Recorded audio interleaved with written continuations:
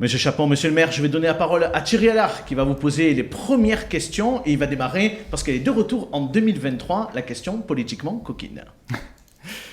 Question toute simple, monsieur le maire. Est-ce qu'elle était bonne ? Bonne. La bouteille de vin que vous a offert votre opposant Christophe Cavard lors du dernier conseil municipal à l'occasion de vos 40 ans de mandat.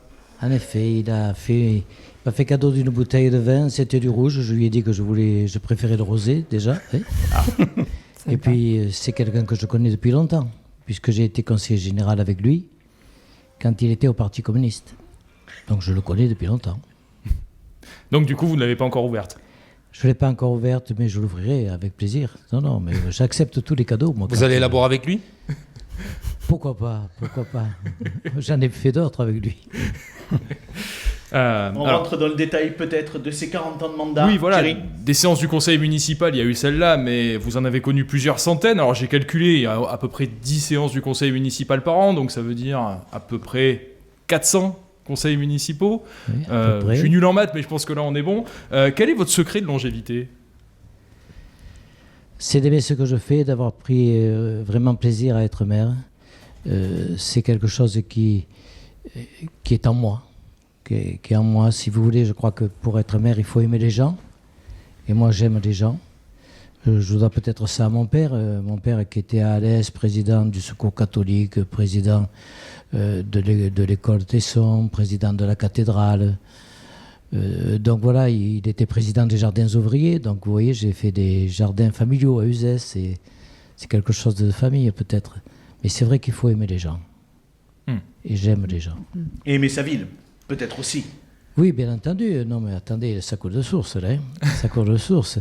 Mais, je veux dire, il faut être près de la population. Et actuellement, il y a des gens qui nous gouvernent, qui ne sont pas trop près de la population. C'est peut-être ce qui leur manque. Un peu d'empathie aussi. Hein. Mais il n'y a pas une certaine lassitude qui peut s'installer après 40 ans de mandat quand même ? Pas du tout, au contraire, il y a toujours des choses à faire. On découvre toujours qu'on a oublié des choses, qu'on a... chaque fois, moi la nuit, je me réveille à la nuit, j'ai un bloc, note, je note ce à quoi je pense, ce qu'on n'a pas fait, ce qu'on pourrait faire, ce qu'on va faire, etc. Il y a beaucoup de choses dans la vie qui sont passionnantes et pour moi, c'est passionnant. Donc vous parliez d'aimer les gens. Quel exemple vous pouvez nous donner qui vous revient en tête sur ces 40 ans de ce que vous avez pu faire de particulier pour illustrer tout ça sur un administré, un besoin auquel vous avez pu répondre par rapport à ce que vous disiez sur le fait d'aimer des gens. Un exemple qui vous revient en tête de ce que vous avez pu faire. Vous savez, on a calculé avec mon directeur de cabinet que j'avais reçu 72 000 personnes pendant mes mandats. Alors j'en ai énormément. Actuellement, nous nous sommes occupés d'un enfant handicapé qui n'a pas d'oreille. Ils ont créé une association, les Oreilles d'Arthur. Oui. On a beaucoup suivi. Voilà, c'est particulièrement touchant. Il leur fallait trouver 200 000 euros pour aller à New York pour se faire soigner. Bon, ils les ont trouvés, ils ont fait une cagnotte, ils ont fait des manifestations. Et là, ça vous prend quand même.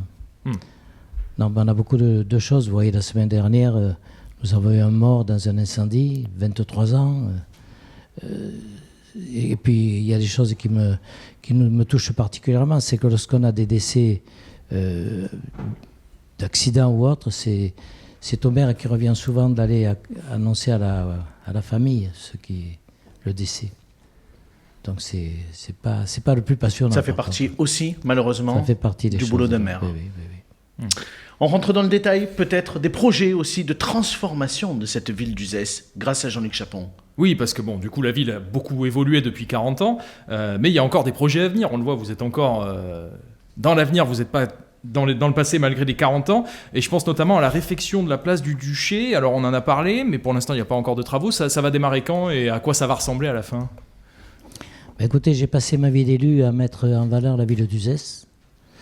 Et je préfère faire de belles choses plutôt que d'en faire beaucoup. Je préfère en faire peu souvent, mais que ça ait de la tenue et de la durée.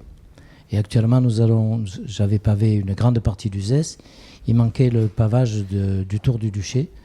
Ce que nous allons faire, alors on devait le faire, on aurait dû commencer les travaux ces jours-ci, mais la DRAC nous a dit, au lieu de faire des sondages, on va faire des fouilles. Donc c'est retardé, on commence en septembre. Oui, mais ça on y est habitué. À Uzès, dès qu'on creuse... C'est un peu comme à Nîmes. Oui. Oui, parce qu'on avait même trouvé un cromlech préhistorique, vous vous rappelez, il y a quelques années. On avait découvert ce mot d'ailleurs. Donc il n'y a pas que les Romains à Uzès. On découvre tout à Uzès. Il y avait la fameuse mosaïque qui va d'ailleurs Vous savez, un jour quand j'ai créé le parking souterrain qui est en cœur de ville, on a fait des fouilles qui ont duré 1 an et demi. Et au bout d'1 an et demi, la DRAC m'a dit c'est une cave, vous pouvez y aller. Ça a duré 1 an et demi pour fouiller une cave. Voilà, bon, il faut s'y faire. Les premières années, on est un peu surpris. Thierry, je vous redonne la parole dans quelques instants. On va proposer à nos sociétaires s'ils ont une question pour notre invité. Claire, on démarre avec vous ? Ben oui. Alors, aujourd'hui, c'est le plan eau. Je pense que tout le monde a suivi notre président de la République qui a beaucoup parlé d'eau. Et Stanislas Guerini, le ministre, a dit il va falloir faire des économies. C'est comme on a demandé à la population de faire des économies avec le chauffage, maintenant c'est avec l'eau. Moi, j'ai rien contre, je suis tout à fait d'accord. Mais il va falloir aussi que les administrations prennent leur part et qu'elles soient exemplaires. Alors moi, la question que je vais vous poser ce soir, c'est est-ce que vous avez déjà songé à mettre en place à Uzès, parce que c'est vrai qu'il y a le Gardon, et quand on voit le niveau du Gardon depuis quelques années, ça fait de la peine. Est-ce que vous avez déjà songé à mettre en place des aménagements à Uzès pour essayer de ne plus gaspiller, enfin en tout cas en gaspiller moins d'eau, parce que en tout cas pas comme à Nîmes, comme j'ai vu hier des balayeuses qui nettoyaient, des gens qui nettoyaient les trottoirs au Karcher avec beaucoup d'eau. Apparemment, ça ne les concerne pas. Alors, est-ce qu'à Uzès, c'est un petit peu comme à Nîmes, ou bien vous avez déjà pensé à des aménagements, des solutions pour gaspiller moins d'eau ? Monsieur le maire. Oui, alors moi j'ai déjà un premier problème, c'est que je me complais à mettre sur mes fontaines eau potable. Ça veut dire que c'est l'eau de la ville qui coule et qui va rejoindre la rivière. Et donc, on me dit qu'il faudrait peut-être mettre de l'eau recyclée. Et c'est dommage, c'est avec plaisir qu'on boit des fontaines. Souvent, on voit eau potable. Eh bien, nous, à Uzès, il y a marqué eau potable. Alors donc, on va voir un peu de les mettre qu'à certaines heures. En ce qui concerne les économies, nous avons fait des économies sur le stade. Nous avons mis des pelouses synthétiques. Donc, on n'arrose plus comme on faisait. Et puis l'eau, les Romains, les Nîmois ne nous en réclament plus, donc on garde l'eau à Uzès. Mais puis après, on n'a pas tellement réfléchi à ça. Parce qu'il parlait des administrations dans les bâtiments municipaux. Je pense que vous allez d'ores et déjà y réfléchir. Là, il parlait même de mousseurs dans les administrations, des mousseurs au robinet, des choses comme ça. On nous en a proposé, on va s'en occuper. Voilà. Brahim, votre question à notre invité. Tout simplement, on parle de succession sur le territoire d'Uzès. Et comment vous la voyez ? Vous la voyez plutôt sociale ou libérale ? Succession de quoi ? En 2026, il va y avoir des élections municipales. Est-ce que... Dans 3 ans ? Oui. Donc, est-ce que vous voulez... peut-être que vous voulez continuer, je ne sais pas. Je ne sais pas, je ne me suis pas penché encore dessus. Vrai ? D'accord. Vous avez l'énergie, en tout cas. Vous avez l'énergie. Pour continuer. Non, mais attendez, pour se présenter, il faut avoir l'énergie, c'est sûr, et il faut en avoir envie, et puis il faut avoir les capacités physiques. Les compétences. Est-ce qu'à ce stade, c'est le cas ? Donc vous me dites qu'il y a des élections dans 3 ans, alors je vous répondrai dans 3 ans pour voir comment je suis dans 3 ans. Si je devais répondre aujourd'hui, j'aurais une réponse affirmative.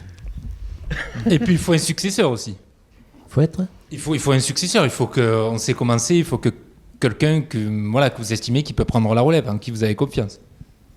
Oui, vous posez des questions indirectes, allez-y, parlez franchement. Donc. Fabrice Verdier. Vous parlez de Fabrice Verdier ? Ben oui, j'ai rencontré Fabrice Verdier, on a travaillé ensemble à la communauté de communes Pays d'Uzès. Ça serait une suite logique en gros. Voilà. On s'est entendu, je lui ai donné un poste de vice-président quand j'étais président, et puis je l'ai rencontré, je lui ai dit on pourrait se partager les rôles, tu pourrais prendre la présidence du Pays d'Uzès, et puis moi continuer à gérer la ville et à m'occuper essentiellement et en priorité de la ville. Et ça se passe très bien. Très bien, oui, ça fonctionne bien. Ça se passe très bien entre nous. Et on verra le reste dans 3 ans. Thierry Allard, à nouveau la parole. On va parler peut-être cette fois-ci de votre rencontre que vous avez eue avec Jean-Luc Chapon, qui a eu droit à un fait du jour sur Objectif Gare il y a quelques jours. Oui, c'était le 13 mars 2023, c'est-à-dire 40 ans jour pour jour après votre élection. Et donc pour cette interview, on s'est rencontrés il y a quelques semaines. Et donc vous m'aviez dit il y a quelques semaines du coup, que votre plus grande réussite était l'hôpital d'Uzès. Alors quel regard vous portez sur son évolution et aussi sur ses difficultés, notamment financières? On sait que c'est un hôpital qui en rencontre quelques-unes actuellement. Oui, quand je suis arrivé à Uzès en 83, il y avait un hôpital, c'était plus un mouroir qu'un hôpital. Un hospice, quoi. Oui, on va le dire comme ça. J'ai créé 2 maisons de retraite sur Uzès. Nous avons construit un hôpital neuf et nous sommes à la tête aujourd'hui avec l'hôpital général d'Uzès de 10 maisons de retraite, de 10 EHPAD. Donc c'est vrai que chaque fois qu'on construit un EHPAD, que ce soit les dernières qu'on vient de mettre à Euzé-les-Bains ou à Fons-Soutregardon, il faut investir, le fonctionnement coûte sans que ça rapporte, parce que c'est pas plein. Il faut d'abord préparer les infirmières et le personnel pour accueillir les gens. Donc c'est vrai que les finances ne se portent pas très bien. Et puis nous avons un département qui peut-être nous limite dans les prix que nous devons appliquer. Alors nous ne sommes pas chers, nous sommes à 2 200 € par mois. Vous allez à Nice, c'est 3 008, ils ne sont pas mieux servis que nous. Et nous, on est bloqués dans le prix. Actuellement, nous sommes à la recherche d'infirmières. Nous sommes prêts à accueillir 30 infirmières. L'année dernière, on était au Forum de l'emploi. On demandait 10 infirmières, on ne les a pas. On n'en a pas une. Donc c'est vrai que c'est un problème de trouver le personnel. Et pourquoi? Parce qu'elles font libéral. Elles partent faire infirmière libérale. Ou alors encore mieux, elles partent au département, qui les paye mieux. Le message est passé. Thierry, une toute dernière question, peut-être sur des sujets plus nationaux. Vous Oui, vouliez interroger monsieur le maire. Effectivement, Abdel, Monsieur Chapon, on vous entend finalement peu sur les sujets nationaux. Alors, vous avez un petit peu commencé à parler du gouvernement tout à l'heure. Moi, j'aimerais avoir votre avis sur la réforme des retraites et sur le 49.3 qui a été utilisé par le gouvernement. Parce que moi, je remarque un truc, ça fait 9 ans que je travaille sur votre secteur. Et c'est les premières fois que j'ai des manifestations lors de journées nationales de mobilisation contre telle ou telle réforme à Uzès. Oui, les gens sont mécontents. Il n'y a pas eu de rencontre avec les syndicats nécessaires. Moi, je suis mal placé pour dire que je suis contre la retraite à 64 ans. C'est vrai. Puisque, oui, déjà, en ce qui me concerne, mais surtout, les 3 dernières personnes qui ont quitté la mairie sont parties à 67 ans. Des employés mairie sont partis à 67 ans. Donc, je suis mal placé de dire non, pas à 64. Donc la retraite à 64, je suis favorable, mais peut-être les gens l'ont dit et le redisent, il y a peut-être d'autres façons de préparer les gens. Moi, si j'ai pu tenir une mairie pendant 40 ans, c'est que j'ai eu des équipes qui me faisaient confiance, mais avec qui on discutait, et je présentais des dossiers où ils allaient être acceptés. S'ils n'étaient pas acceptés, je discutais jusqu'à ce que je mette tout le monde d'accord pour l'accepter, et si je ne mettais pas tout le monde d'accord, je retirais le dossier.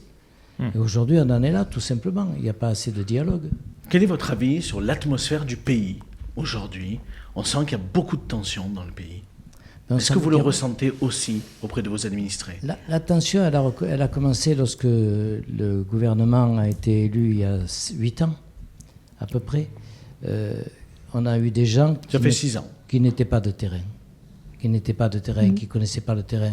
Moi, je pense que pourquoi un maire de petite commune ne pourrait pas être député? Je suis pour le cumul des mandats et pour le non-cumul des indemnités. Je ne parle pas des indemnités.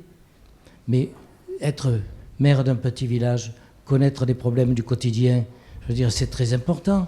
C'est comme ça qu'on peut gérer un pays. Si on est pris par... Et on sait comment ont été choisis les députés à l'époque, par Internet.